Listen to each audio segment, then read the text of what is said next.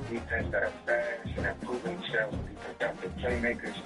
So extremely happy about that. Offensively, I'm with you on Jawan Jennings. I really would like to see us add him. I'm also open-minded to the possibility of Brandon Ivy coming along. Also, Chicker Konku, I like his potential and just the dynamic ability that he brings to our tight end position. Overall, I feel like that we are a better football team, and I feel confident in that. I just hope that guys can buy into the systems that will be implemented as far as Devontae Jones and David Brown. But then, guys can stay healthy this year and can begin this big chemistry and get this thing back to what we had in 2024. So thank you guys for taking my call to the Birmingham Code. Yeah, thanks, Colin, as always. Yeah, it's going to be interesting just to see, like, where all these pieces fit. Like, obviously, Owens is great. He is a 2-point stance, outside edge, 3-4 linebacker, but is an edge pass rusher. I think that one's kind of easy. I think that Leo Chenal's easy. He's an off-ball linebacker. He uses him in a lot of different ways. I think that Amik Robertson's pretty easy. He's a nickel corner, slot corner, although he's got the versatility. I think I mentioned the other day. 34% of his snaps were in the slot last year in Detroit. So he can play on the outside, and we know Sanders still can play on the outside and on the inside. Tim Settle, I'm not exactly sure where he will settle in. See if he said anything today about what they told him about the position he's going to play in his presser today. That's because I just saw a couple of quotes about, returning to Washington. When they signed him, I thought maybe he's their nose. And so, Conquo's pretty easy. Cross, I think, is easy. I think he's in the box primarily safety, and I think Will Harris is up there with him as the 3. But with Durante Jones, there's a lot of stuff going on. A lot of stuff going on with their defenders. Amenahue is just going to be, do the best to go get the quarterback. I think he's okay against the run. Chase on, go get the quarterback. Where are we going next? We're going to our guy Stan in New Jersey. Stan, go ahead. Hey, Kevin, how are you? What's up, Stan? How are you? Not too bad, thank you. So you are forgetting running back Brian Robinson out there if anyone cares. Yeah. The Biotics thing really drives me nuts just because this team had no obviously top free agents. And that's evidenced by nobody picking anyone. This guy Biotics gets released against one day. I don't know what they're doing there. That is the one thing about Peters that I'm really upset about. Other than that, I think he's doing a good job at the free agency. I don't know what they're going to do at the receiver position and what we're going to be doing at the draft. I would have liked going in some kind of like this and taking a little bit of a gamble. I don't know Jeremiah Love, and I don't know if Cornell Pate's even going to be there, nor do I think those defensive ends are going to be there. And I don't want any part of those Ohio State kids. Caleb Downs? Caleb Downs is not the board because they signed Ross Boyd. That's true. No, he's signing. I'm not in love with that taking that position. I do love that. I mean, they're going to have Will Harris, Morgan McGee, and Dorrance Armstrong as new starters too. So I'm those guys missed half the year last year. So I'm aiming by that. I'm really curious about the big guys to take a gamble here and go a little bit outside the box here. I don't love game, and I don't love. I'd like to just go with 1-year flyers on like I do if they want to go Jennings for 2 years or something like that, I'd love a flyer on those guys. But what I'd really love to do is call the Jets right now and say, no. I want the Jets. I want to play number 1 pick Jets back both of their number 2s this year, and it's their number 1 next year.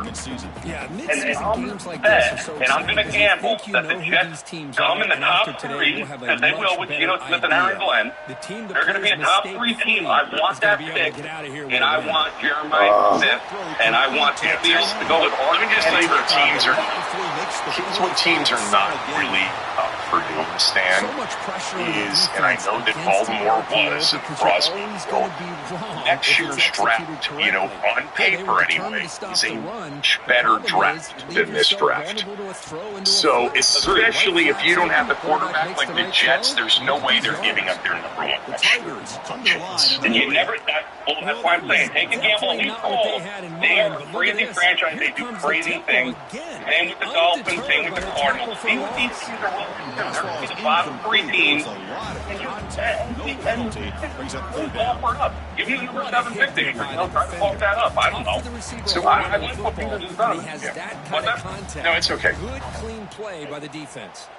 Challenging play for the offense. They face third This and is what long. still drives me nuts with this guy. I know you like to say give it 3 years, and I agree with you. I'm giving it 2 years. I haven't seen a whole lot. If you look at it, Short of the marker. So it's 4th down now. still a 3 at best. And the Tigers will bring their Oldman punch is a rotational piece from what we've seen after year 1 he played. He didn't play at all last year. Didn't it? If you're going to try to be a quarterback in round 10, we got a problem. Has been rotational average. He still had a good first year, but he was disappointing last year. And even I'm saying Caleb Williams was not a quarter of the conversation, but he even had a Jaden Daniels McVay situation. Did he get that? And I think he did, but I'm just saying That's right. Turned out to be the greatest that's ever played, or just really, really. You gotta, at this point, there's some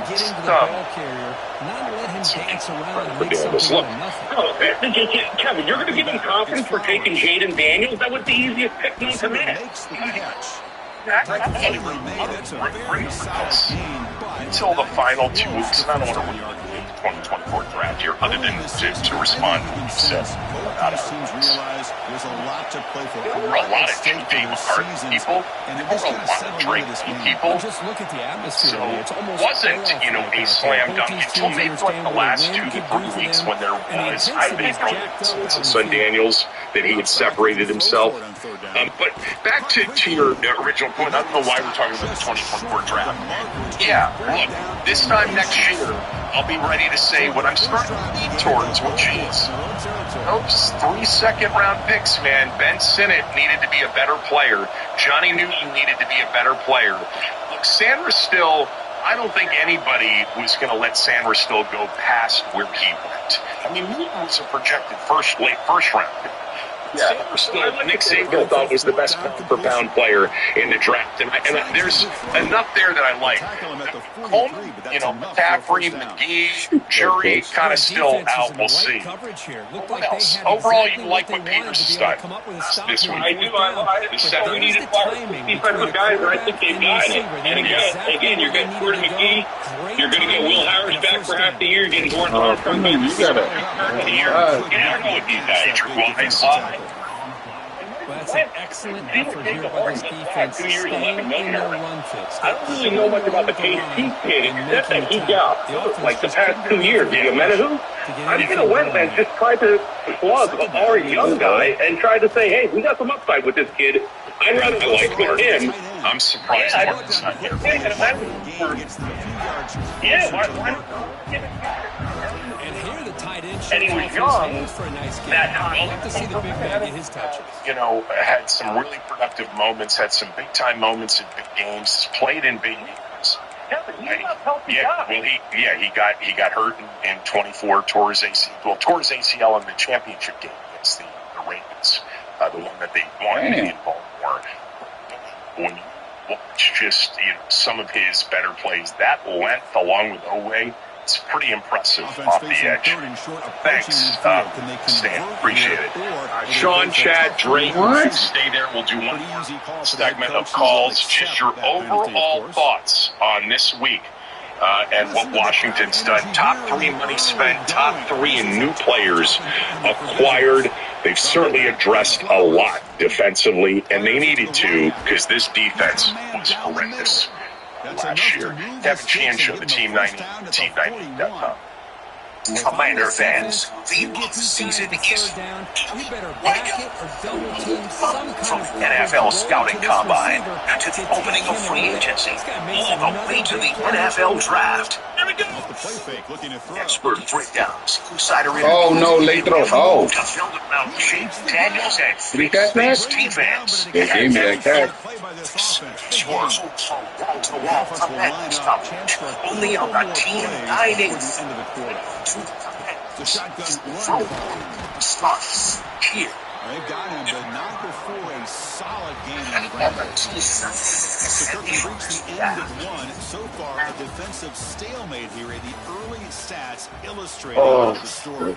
Getting set here now for the second period. Both offenses looking for some efficiency, for a spark after that opening. Raise expectations of fireworks for a second down play. when free agency began. Who did do that? I'll put my hand up. I did start, ladies and gentlemen. Start your mentions. Like fireworks. Fireworks was the. Everyone else used fireworks. Ian Rappaport was the one that said expect fireworks for one. Yeah. By the way, that's fireworks. The Hurricanes trying to punch it in. It's first Some and of the goal. fireworks were lit. They just kind of were duds because we closed the deal on Pierce and Linderbaum and Jalen Phillips and Romeo Dobbs, etc. They didn't get. Just a misfire here by the quarterback. He's a tight windows, man. That open and close so We've been quickly. sitting here today talking about Trey Hendrickson, and oh, by the way, on the verge of giving Brandon Ayuk a proven deal. And the Ayuk thing, I'm telling you, I think that's going to happen. It seems all but certain. Just from, like, it's one of those, like, worst kept secrets in the league, but it's just waiting on San Francisco to finally make that decision to release. Yeah, Schefter reported last night that there's no rush. They have no money. There are no trigger dates for more money, and they can wait it out to see if somebody decides to offer something. You know, obviously the preference would be to get it done now, but there are no activities until after the draft. So if San Francisco is going to wait until the draft to see if anybody offers, you know, if they don't get the player they want, they don't get a receiver, and somebody comes up with, you know, you have to come up with something meaningful enough, right? Well, no, because it's a release player. It's not. He's not eligible for free agency. It's a release player, so it's not like there's a comp pick for him. So, and the return starts just inside the end this zone. was Tim Settle earlier this morning talking about being in Washington, and he was asked about what he thinks his role will be. Here's what he said. Also, welcome to team.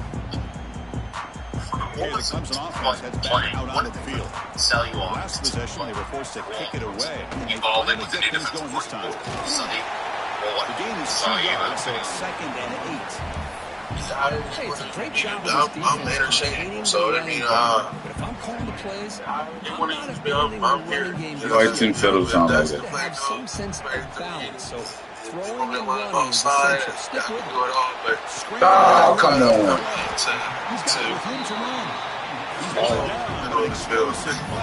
would say, but you know, This is why this Clemson offense is so tough to defend. You get caught up in the running game to thread the quarterback as a potential run threat. You leave yourself one-on-one, and then he can make these throws downfield to dynamic playmakers on the perimeter. do what I've been doing the past, like my career, just being able to be involved. Great job by the defense. Putting 2 defenders on the most Settle mentioned everything there. And, you know, that's the area where we're probably not going to know until we know. And that is when they start playing games, what it will really look like and where these players are lining up and playing. Although, with a new coordinator, you know, these off-season practices, these mini camps, certainly the training camp, even maybe a preseason game or two, you're going to want these coordinators to get into the rhythm of being a first-time play caller. So maybe we'll see more about, you know, more of a reveal on what they're going to be when the season opener on the road this year against the New York Giants comes on September 13th. I'm just going to tell you right now, they're going to open up on the road. It seems like they've had,